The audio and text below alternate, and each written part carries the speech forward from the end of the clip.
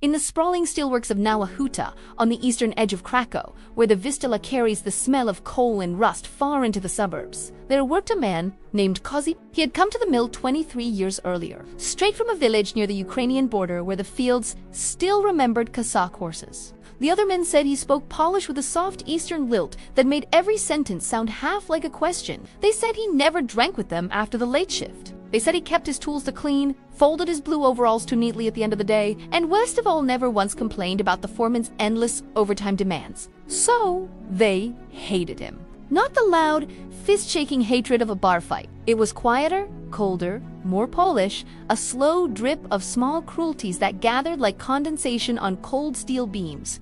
They forgot to call him for the morning coffee run. When a slack pot overflowed and burned someone's forearm, the blame somehow drifted toward Kazimierz even though he had been 3 furnaces away. His locker was the one that mysteriously lost its padlock every few months. Someone once wrote Ukrai Iski Skizur in white chalk on the back of his workbench. The letters were scrubbed off the next morning, but everyone knew who had done it and no one said anything.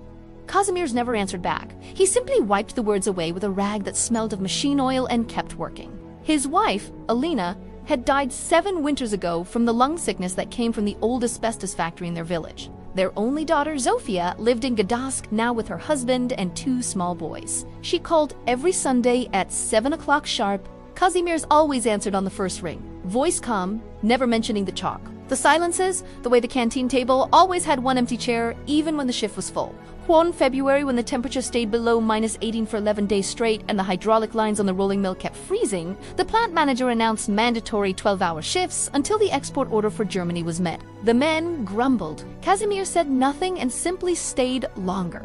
On the 9th night of that stretch, at 2:30 in the morning, the main ladle crane gave a sudden metallic shriek. A bearing had seized. The ladle full of 200 tons of molten steel hung at a dangerous angle, 30 meters above the casting floor. If it tipped, the entire night shift would be bathed in liquid fire. The emergency siren howled. Men ran for the exits. The safety officer shouted for everyone to clear the floor.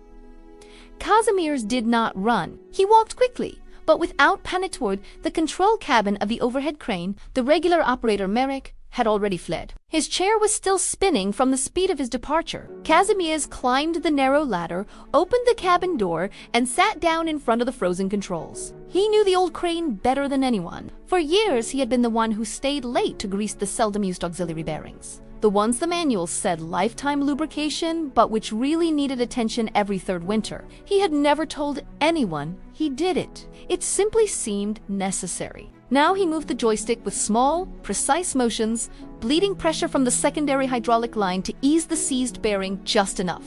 Then he inched the ladle agonizingly slowly back to level, then toward the emergency dump chute. Molten steel hissed and spat as it poured into the sand pit below. 23 minutes later, the ladle was empty and safe on its cradle. When the morning shift arrived, the floor was still smoking, but no one was burned and the export order was intact. The men who had run returned slowly. They stood at the edge of the casting bay and watched Kazimierz climb down from the crane cabin, face streaked with soot and sweat, hands trembling from cold and adrenaline. He did not look at them. He simply walked to his workbench, took the rag that still smelled faintly of yesterday's oil, wiped his hands, and began checking the alignment pins on the next cast.